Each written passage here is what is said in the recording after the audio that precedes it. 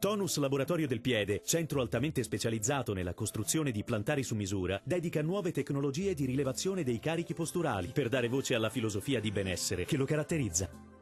Ben ritrovati al meteo. Pressione in aumento, tempo dunque stabile ma piuttosto nebbioso. Vediamo il dettaglio di martedì 18 dicembre. Sul Veneto sarà una giornata all'insegna di un tempo asciutto ovunque e anche per lo più soleggiato, con cielo al massimo poco nuvoloso. Tuttavia saranno possibili, specie al mattino, nubi basse, foschie e nebbie sulle pianure del Veronese e del Rodigino.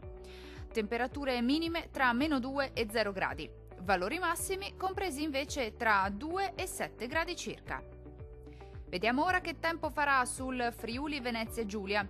Poche novità, la situazione non cambia di molto, anche sulla nostra regione infatti sarà ampiamente soleggiato ovunque e il cielo sarà sereno o al massimo con presenza di qualche velatura a carattere sparso. Non sono attese precipitazioni.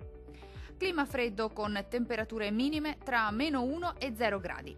Valori massimi oscillanti invece tra 6 e 8 gradi. Vediamo infine la situazione meteorologica del Trentino Alto Adige. Sarà molto simile, con ampio soleggiamento su tutte le province. Il cielo infatti si presenterà anche in questo caso sereno e sgombro da nubi su tutti i settori della nostra regione, salvo per qualche nebbia al mattino sulle vallate settentrionali. Temperature minime tra -1 e 0 gradi. Valori massimi compresi invece tra 5 e 7 gradi circa. Dal meteo per ora è tutto. Arrivederci al prossimo aggiornamento.